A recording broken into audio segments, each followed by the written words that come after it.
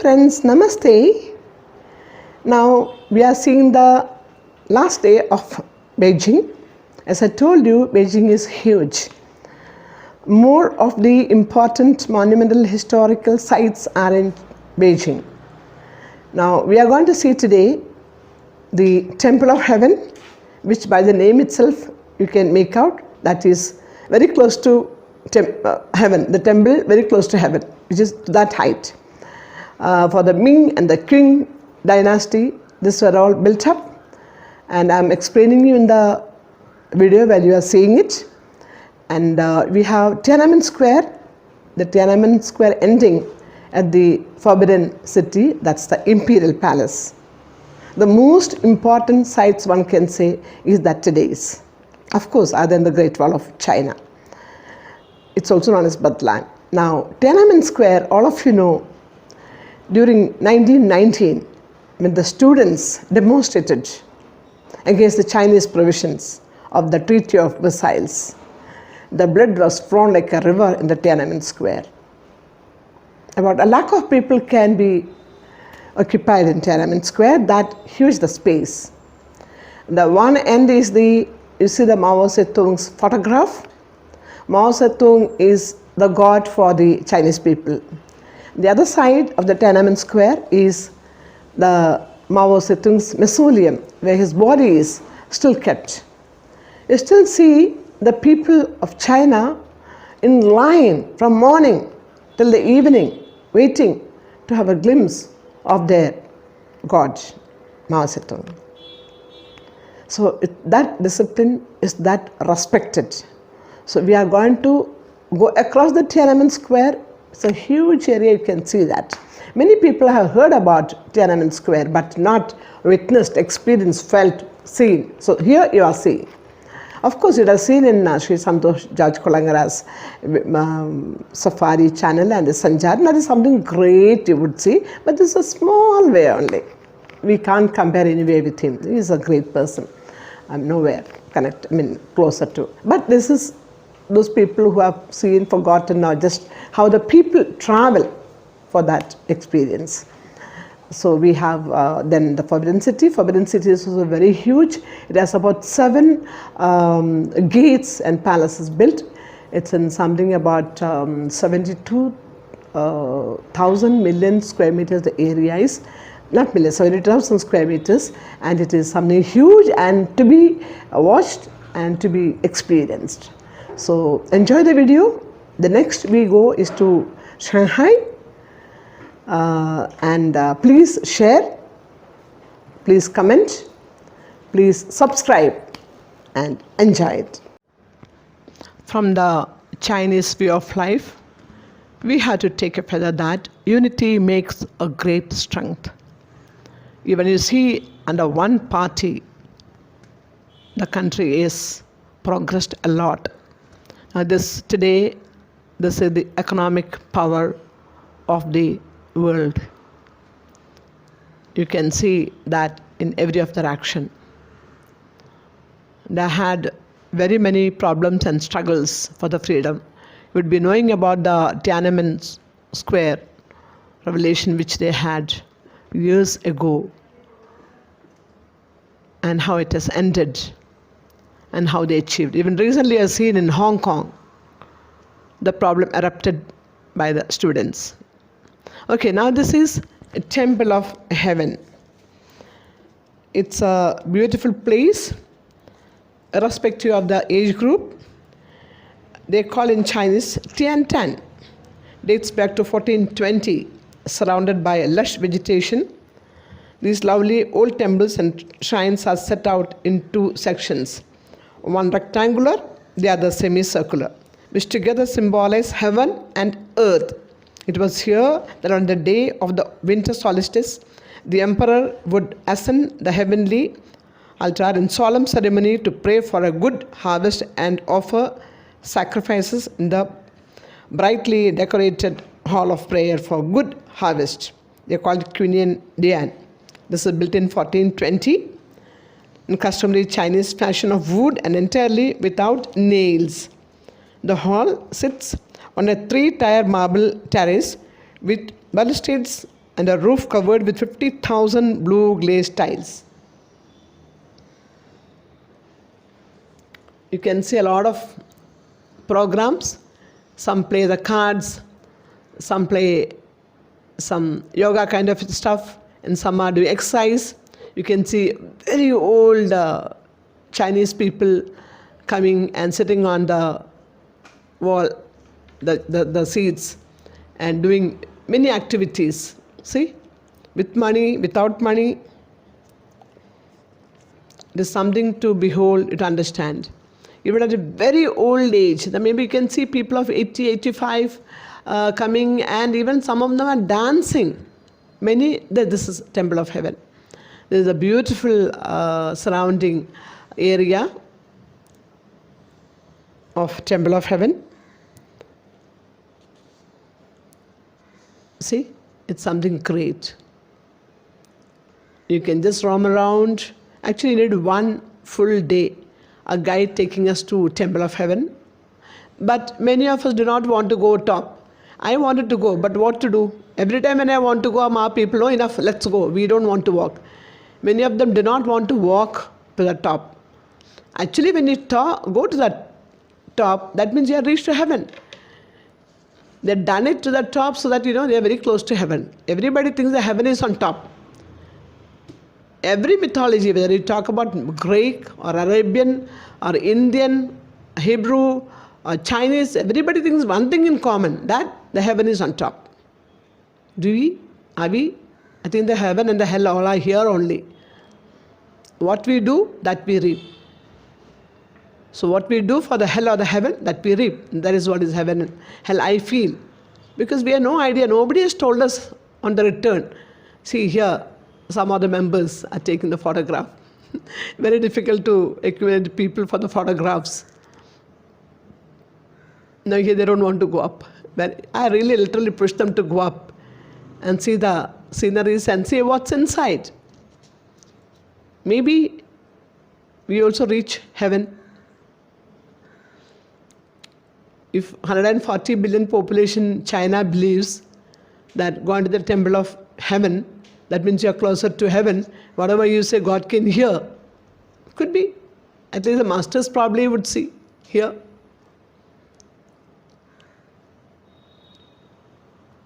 It's a beautiful sight to behold and see.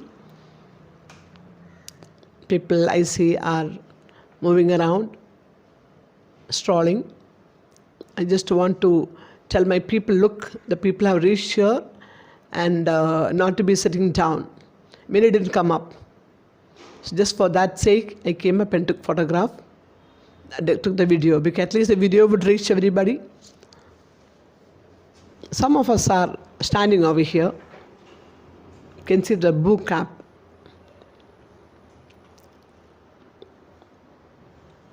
It is something which those days, those great royal king constructed all these fabulous places. So today the world over comes to see. Now we are on the way back. Here we are coming to the Tiananmen Square, the most important, most heard of place. The Tiananmen Square means the square of heavenly peace, the world's largest inner city square, world's largest one, designed to hold 1 million people and built to celebrate the 10th anniversary of the Chinese Republic in 1958. Considered the center of communist China, the square's symbolic importance dates back to May 4th, 1919. That's 1919. When students demonstrated against the Chinese provisions on the Treaty of Versailles. Where is Versailles? It's in Paris, on the outskirts of Paris in France. Highlights include the monument to the people's heroes, that is Renmin Yingxiong Jinyabde, a 38-meter tall oblique consisting of 17,000 pieces of granite and marble. This is the entrance of the Forbidden City, which also many heard about. Here you see the Mao Zedong's huge picture erected in front of the Forbidden City.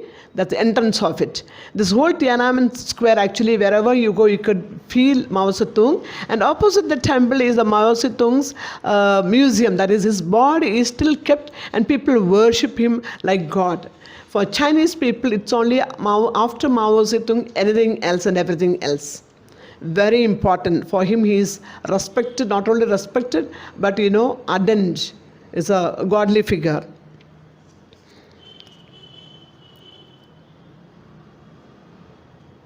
Also, we have another entry, that's through Tiananmen, the southernmost gateway into Tiananmen Square, tracing its roots back to the early 15th century and restored in the early 1900s.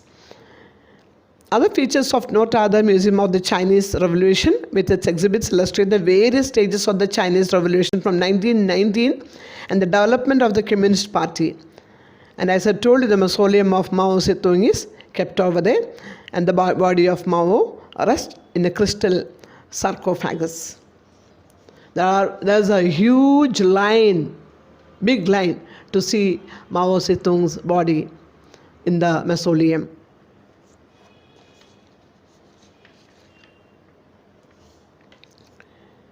The Forbidden City is also known as the Imperial Palace of Beijing. China's largest and most important building, the Forbidden City, also known as the Imperial Palace, as I told you, is situated in the very heart of Beijing and is a must-see when visiting the country, China. Started during the Yuan dynasty between 1271 and 1368. It's really many splendid palaces in one. It was built between 1406 and 1420. After that, as residence of 24 Ming and Qing emperors, covering some 720,000 square meters and protected by a 10-meter high wall with watchtowers and a wide moat. This massive complex consisting of areas set aside for ceremonial and administrative purposes, as well as a private residence used by the emperor. There are 5 marble golden river bridges, the Hall of Supreme Harmony, a 35-meter tall building housing the imperial throne, the exquisite Emperor's Banquet Hall, the Hall of Preserving Harmony actually, and the Palace Museum with its large collection of art and artifacts from the Ming and Qing dynasties. To name but a few, other important attractions are the vicinity of the Imperial Palace include famous this are Tiananmen Square and the Temple of Heaven. Both are on one on the other side. It takes a long walk. Actually, each inside the Forbidden City, you could feel a lot of things. You can imagine the 2,000, 3,000 years back, even more than that. The kings and the queens and the children and the soldiers all were here around for various things. Now we have gone to Shanghai. From Beijing to Shanghai, we are coming the train. It's very difficult to take the video at that time because in a hurry we had to reach the railway station. From the railway station, we had to take the train, and with so many people and the luggages, and you don't get coolies over there. So here we are landed in Shanghai. At that time, it was taking about 13 hours of travel from Beijing to Shanghai by train. So we used to have the overnight train. We leave at about 6 o'clock in the evening. We reach next day at 7:30 in Shanghai. Now there is a speed train which takes only about 5 hours. See the importance of Shanghai. Shanghai, as I told you, is just like Mumbai, but of course more than. And it's also like Manhattan of New York because they have literally put the whole thing which is there in Manhattan on the Huangpu River, the shore of surroundings of Hampur River. You have the Oriental TV Tower over there, and you have all this. These are the residential buildings in Shanghai. And our guide is explaining, but some people are not able to understand what exactly he's talking about because they go just like a robot, because they have trained and taught to speak the guide job in English. They don't know any other language. If you ask them to go a little bit here and they can't. So we are into Shanghai, the China's central coast, the country's biggest city, the global financial hub, I should say, described as the showpiece of the booming economy of China. Its heart is the Bund, a famed waterfront promenade lined with colonial-era buildings. Across the Huangpu River arises the Pudong districts, futuristic skyline. It's already there now, built the last about 20 years time, including 632-meter Shanghai Tower and the Oriental TV Tower, with distinctive pink spheres sprawling Yew Garden, has traditional pavilions, towers, and ponds. So Shanghai is all about money making and money and money and money, and it's a great, the biggest city in China for the commercial purpose. It has all the international banks here, and the Bund is all about. Imperial Square in Shanghai, city of Shanghai, the second biggest city in China. Then 11th April tour, China, Hong Kong, GNS group is right now here. Wet, raining. The video goes like this. See about People's Square, built on what was once the city's racecourse. The People's Square, Renmin Guangchang, has been transformed over the years into Shanghai's premier public space, home to the new Shanghai City Hall. You can see from here, Shanghai Museum is there, and the state-of-the-art Grand Theatre. It's a perfect spot from which to begin touring the city. Be sure to spend time visiting the excellent Shanghai Urban Planning Exhibition Center, even a 360-degree movie theatre. So we are going to the Oriental TV Tower to see the Oriental TV Tower to the top. They also call it as a Pearl Tower. You can see that from here. Just to talk about the Oriental TV Tower, the must visit is the Oriental Pearl Tower when you are in Shanghai. It's a 468-meter tall radio and TV tower. They call it as Dongfang Mingzhuta. It's in Pudong Park on the east bank of the Hampur River with superb views over the historic Bund Promenade. This is built in 1991. The tower takes its name from its 11 linked spheres of various sizes, the highest of which, the space module, contains an observation level at the 350-meter mark, with a glass-floored outside deck including the sightseeing floor and space city, as well as a revolving restaurant with great views. Even if you can't make it up to the tower, you will enjoy viewing it at night when the whole structure is lit up beautifully as part of a fascinating light show. So we are now climbing the stairs of the nearest to the Oriental TV Tower. Here's a bunch buildings you can see across all of them. And in Shanghai also, China also, they always put their national flag. The people are standing next to the Oriental TV Tower to take the photograph, which is because it's raining at this time, slightly drizzling, slightly. So my video is getting wet, so I cannot show to the top. You can see the policeman standing, and you see the surroundings of the Oriental TV Tower. To our guide, Wendy is just passing by. You could see in many buildings they have this flags, different flags. It's actually the states. Each state in China had their own flag. And it's the buildings in the bunch. The Huangpu River cruise is another agnum sight, because at night the whole area is lit like Manhattan in New York, as I told you, because many Chinese have gone to America and they made money and they brought ideas back to China and they built another America, and they also want to become like America, the superpower, economically and otherwise.